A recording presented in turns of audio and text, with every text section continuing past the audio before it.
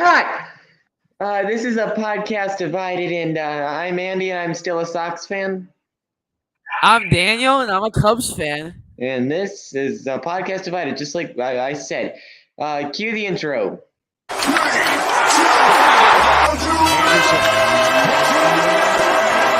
Your Daily Cubs White Sox podcast, the best place for all the baseball debate you need.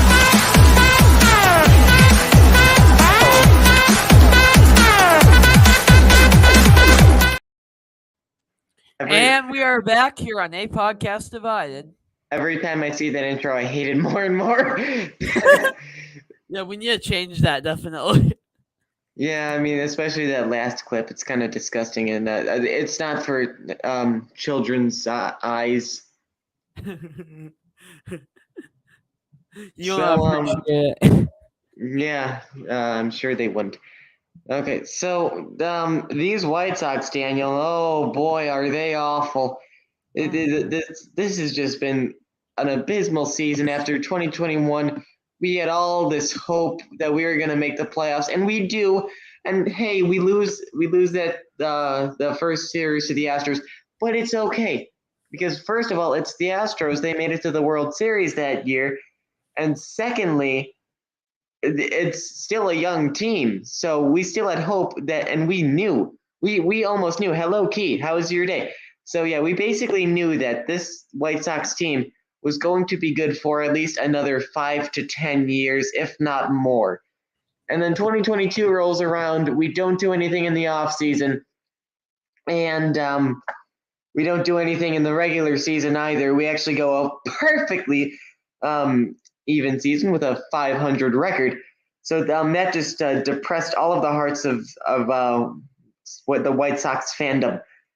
So 2023 rolls around. I had hope. I didn't have hope like I did going into the 2022 season, where the White Sox were favorites for the pennant and also favorites of the World Series. But I had hoped that we would maybe make the playoffs, and if not, we would hopefully have a better season.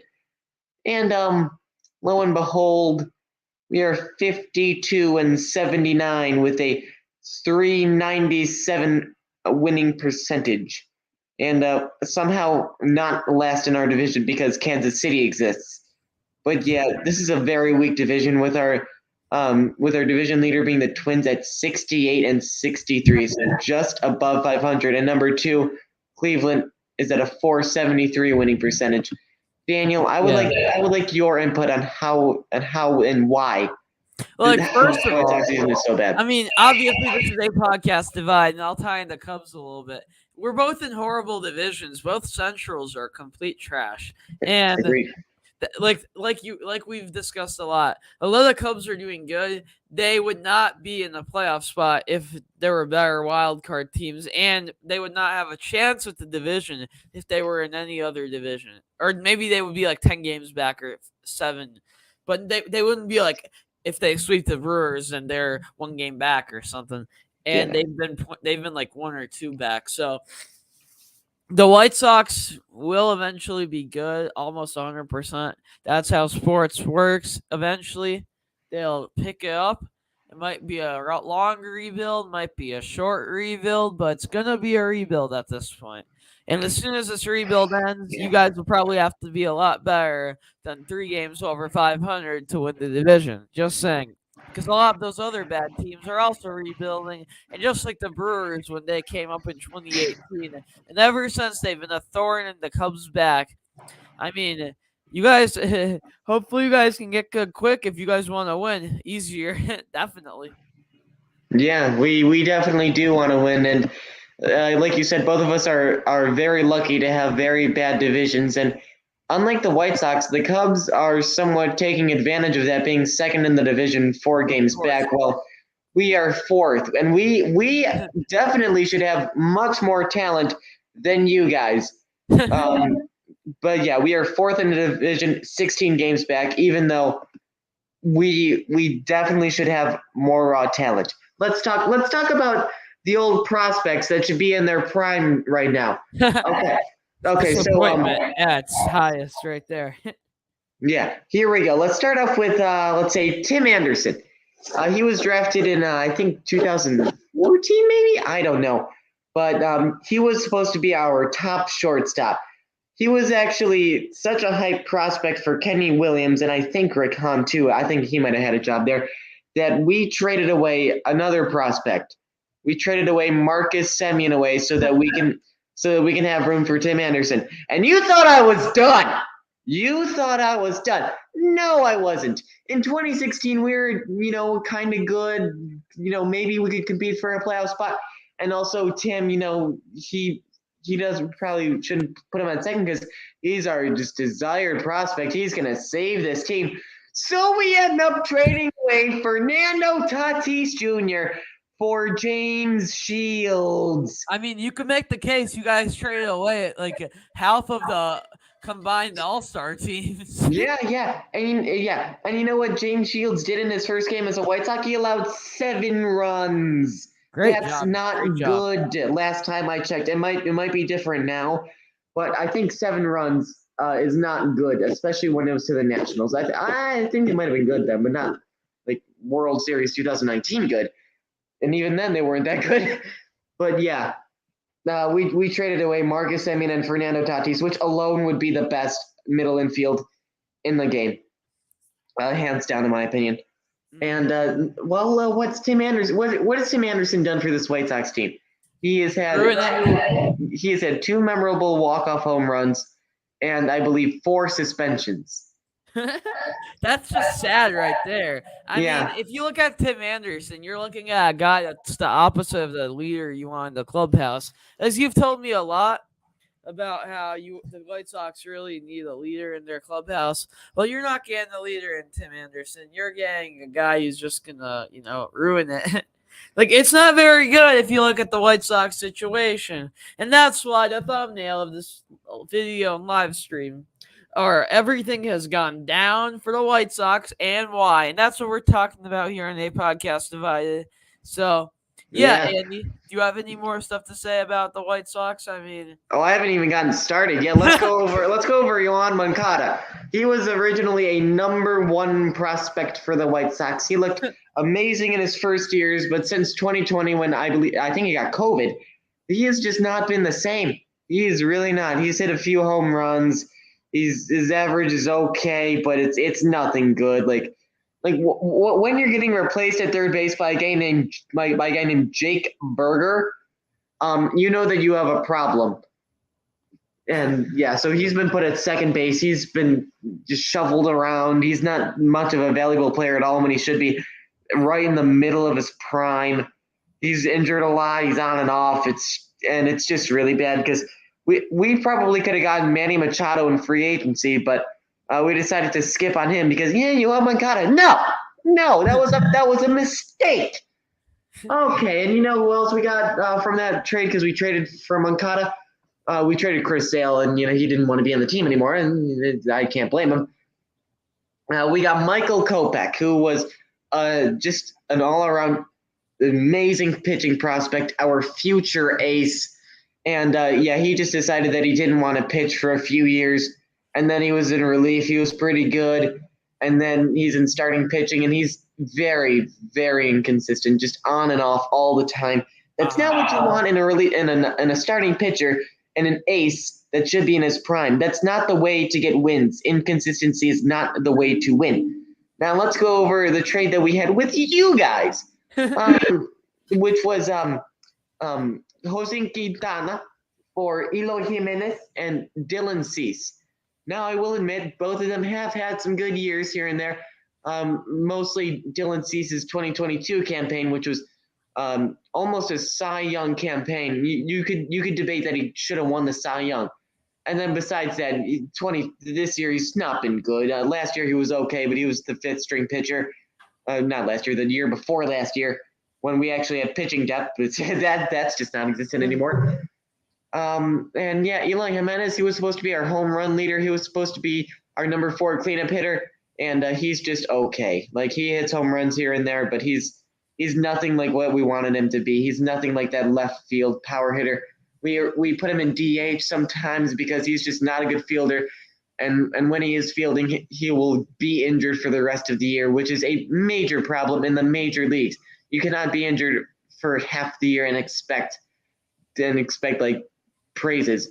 Although Eloy is a fan favorite, he's not been that good. And let's go over a trade with the Nationals. I don't know who he traded, but I remember I think it was Adam Eaton. Yeah, it was Adam Eaton. And we acquired Reynaldo Lopez and Lucas Giolito, who both were traded to the Angels at the trade deadline this year. Lucas Giolito had 2 great years, 2019 and 2020. And then after that, fell off. He got fat, and then he got skinny again, and he still wasn't good. Reynaldo Lopez, he has just been the definition of an inconsistent relief pitcher. Some months or even seasons, he's been great. Others, it's just been a total just hard to watch. And let's not forget our biggest prospect, our next Mike Trout, as Eloy Jimenez said, Luis Robert Jr., who is absolutely on a tear this season. He is the only good part of the Chicago White Sox team. And honestly, I don't even know what to do with him. I mean, should we trade him and get more prospects? Because he is honestly in a Mike Trout situation, the only good player on a bad team. And the guy deserves to win a World Series. He deserves to be on a competitive team. Did you forget about Ohtani? Yeah, he's in a Trout and Ohtani situation. Both of them are on great. All three of them, I should say, are on horrible teams, but they're great players. So I don't even know what to do with the guy. Baseball's a team game, though, and every now and then you see it a lot where like you have like you've just been saying, like you have these great players, but that you need to build around them. But you also need to have guys step up, like the Cubs have had, and the White Sox, if they want to win, that they're gonna need some guys who are not like guys who you think are gonna be like amazing, but they're gonna need some guys like that to step it up too. Yep. So that's not happening right now. It's quite the opposite. Guys are underperforming left and right. It's it's like a yard sale. It's a hot mess. Yeah, I know how much you wanted to say those words for years.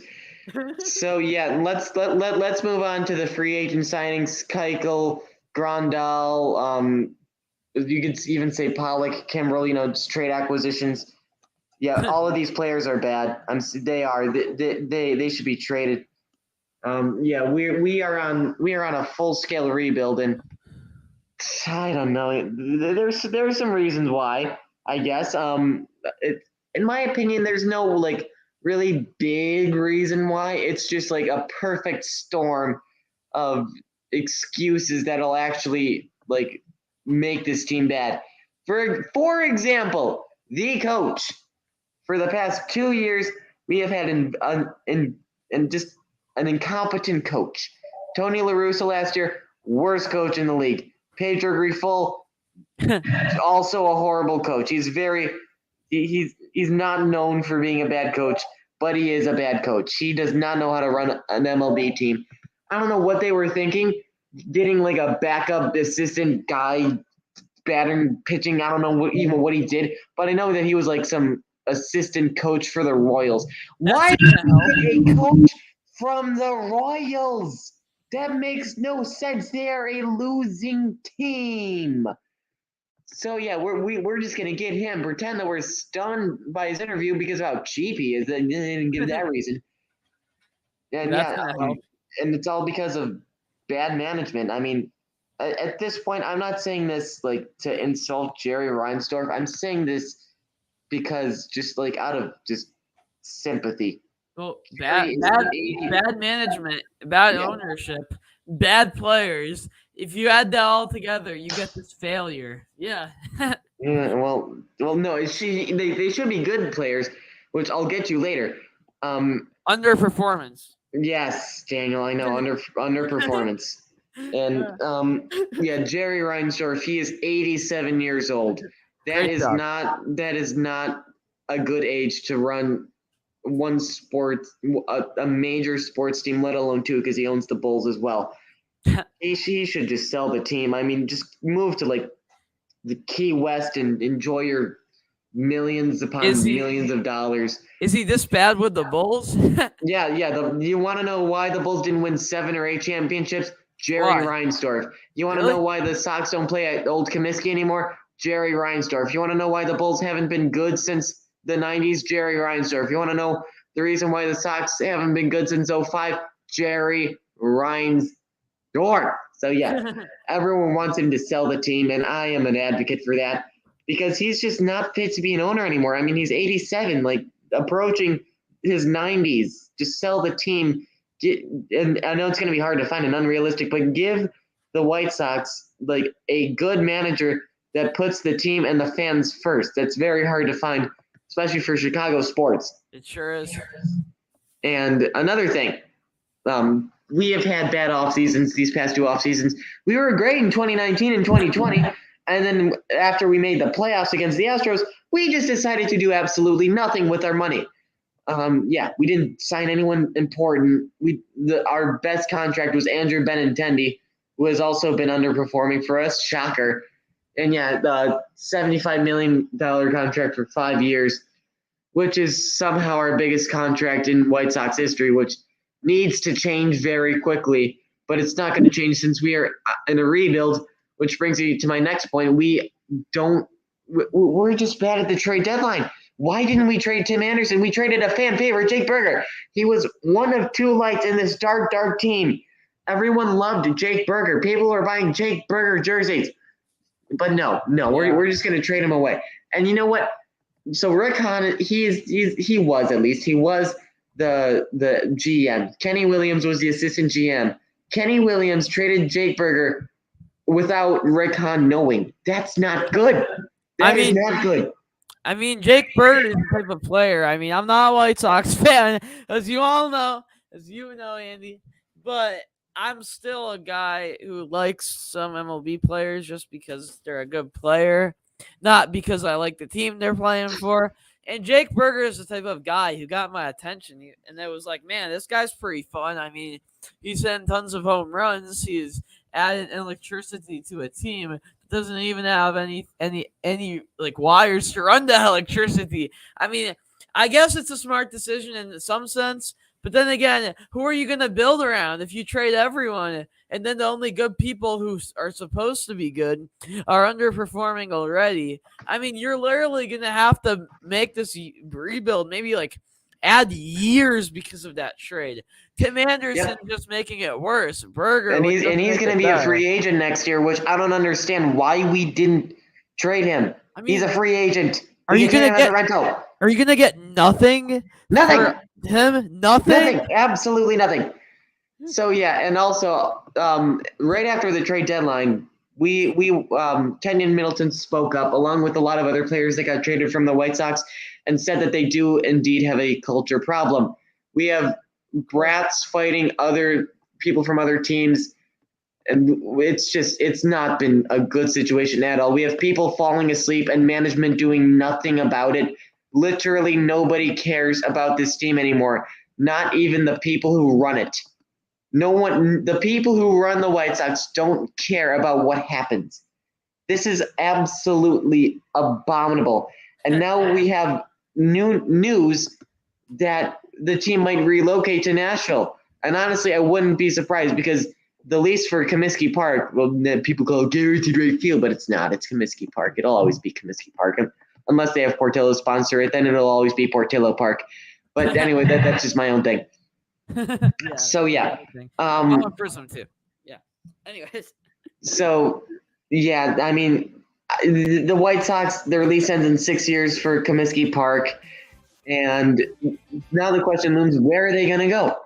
I mean, the South Side's not a good spot because I believe 3 years ago, people were shot in Comiskey Park. I mean, that's just insane. Even though the shot came from a mile away, it's still very, very, very dangerous. I mean, if you get shot, do you care how far away the bullet was shot from? Yeah, a mile away. I mean, it's still close to the field. Like you can. It doesn't make it any better. It's not like, I'm fine with it if it's a mile away. It's like, no, it's danger. It's hazardous. So obviously the South Side is not a good decision to put a professional sports stadium at. I mean, I love the South Side. I love their fans, but this is just a dangerous neighborhood. Like, we don't want any more shootings. If it comes from a mile away or a foot away from the field, even if it's inside the field, this is unacceptable. So we have to move the team somewhere in the city.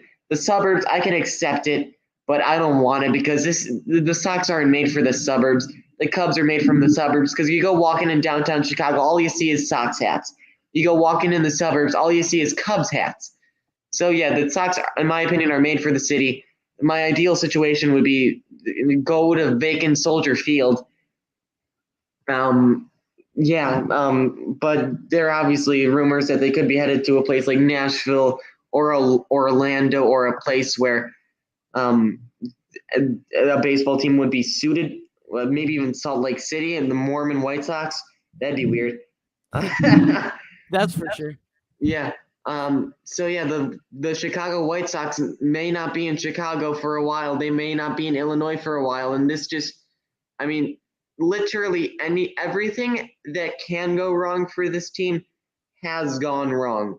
And the new GM that we might get, Chris Getz, he's the man responsible for all these prospects that flopped. Because I think he was the farm director or something like that. He was in charge of the minor leagues. So yeah, he is responsible for all these prospects that flopped in the major leagues, and now we could hire him as GM. Wow. What? Why not just hire Ozzie Guillen as GM?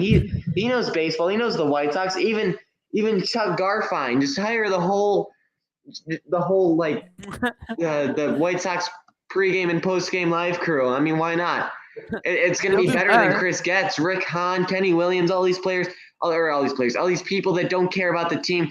Literally no one on the White Sox cares about the White Sox. The players don't care about the White Sox. Only the fans care about the White Sox. And in my opinion, they're starting to lose fans. The fans are starting to lose their passion, their care. Some of them are going to Wrigley. Yeah, they are. And I wouldn't blame them. I mean, obviously I'm going to be loyal to my team unless they move to Nashville or another city. But yeah, I mean, I could see why Sox fans would be moving to the north side, because you guys actually have excitement there. You have hope. You have prospects that won't flop most likely. You have management and players that care about the team. You literally had a pitcher who begged management not to trade him. And obviously you probably know that is Marcus Stroman. Yep. Stroman, he was the type of guy who was doing great and acted like he had all the power. And then he started pitching so bad that it got to the point where it's like, okay, we don't want you on our team. But, well, no, sorry, my bad. It got to the point where other teams were like, we don't want to trade for you. We'll not take you for free. Well, maybe we will if we don't have to pay you. But, I mean, you're doing so bad, we're not trading for you. I mean, no one was even interested in that. I mean, he completely ran himself out of the trade, talk. I feel like he just wanted to get into controversy, and then he just fell off. Well, not fell off for a month. I mean, not fell off. Well, now he's injured, so.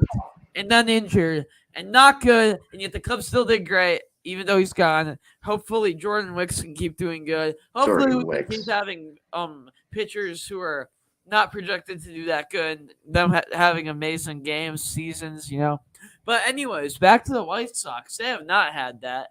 And who do you think in the White Sox prospect system? I know we talked a little about this, but give me your 3 favorite prospects that can make an impact in the foreseeable future. I think we're talking more in 3 years. Okay, well, a prospect that I would say right now could make an impact in the next 5 years, possibly if he gets back to his old self, would be Corey Lee, who's a catcher. And then 2 players / prospects who I think would make a big impact, and we would have to wait for them to actually be on the White Sox, would be Jose Cuero, who's a catcher, and Colson Montgomery, who is a shortstop / third baseman. I think both of them, especially Colson Montgomery, could have the potential to make this team in 2024. So, yeah. Gotcha.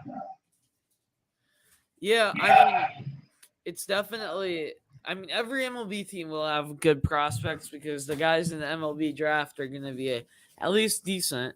And I don't know any of those guys you're talking about, but Yeah, but I'm not surprised.